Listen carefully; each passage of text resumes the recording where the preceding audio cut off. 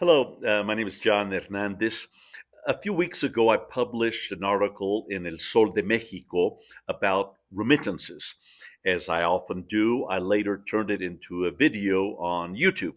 The topic generated thousands of views in Mexico and the United States.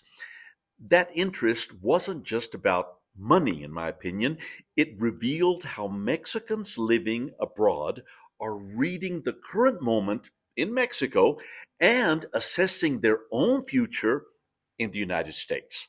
It spoke of confidence or lack of confidence, and today that confidence is eroding.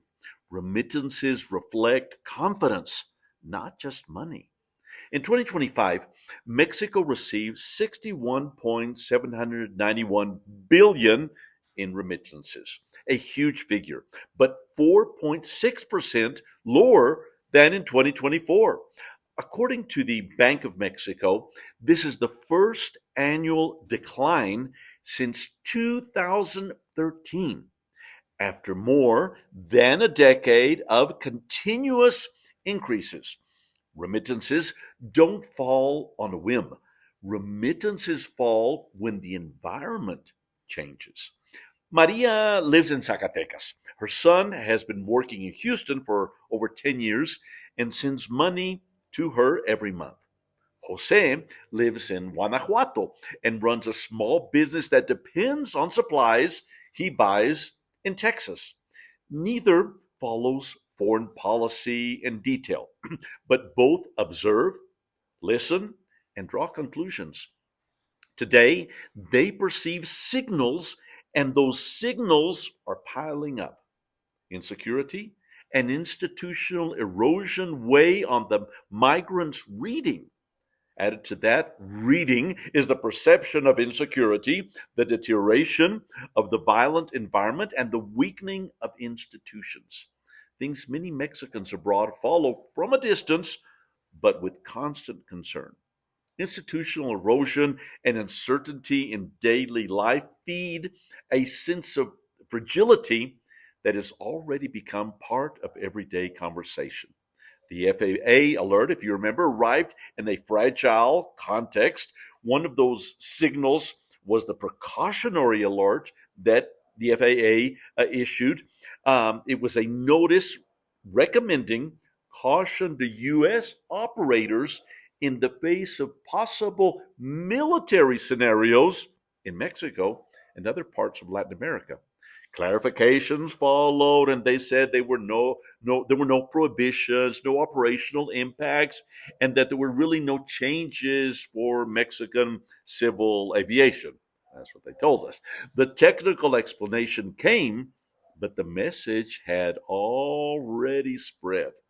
Alerts are not read in a vacuum, they are read in context. And the current context is not neutral. The discourse from Washington hardens perceptions. In recent weeks, the language that we hear from Washington has toughened.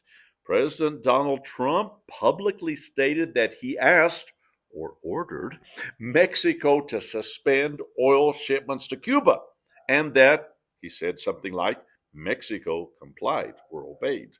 Beyond the diplomatic debate, millions of Mexicans abroad receive the message.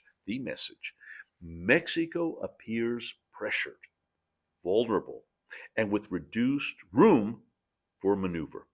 At the same time, U.S. strategic security documents mention the Gulf of Mexico alongside other sensitive geopolitical zones. And almost in parallel, that FAA alert that introduced military scenarios.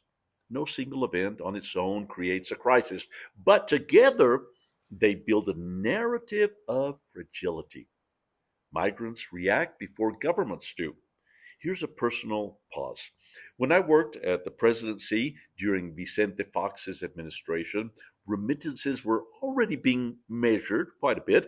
The remittances didn't start then, but it was in those years that they began to occupy a central place in the country's economic and political conversation as a thermometer of the mood of Mexicans abroad.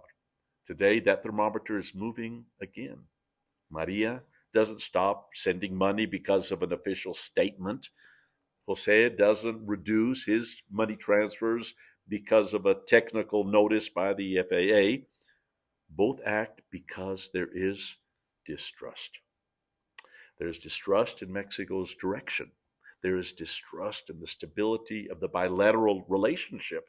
There is distrust in their own status in the United States.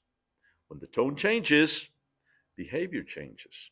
When insecurity becomes normalized and institutions lose their capacity to respond, confidence erodes. And when the language turns hostile, the immigrant protects themselves.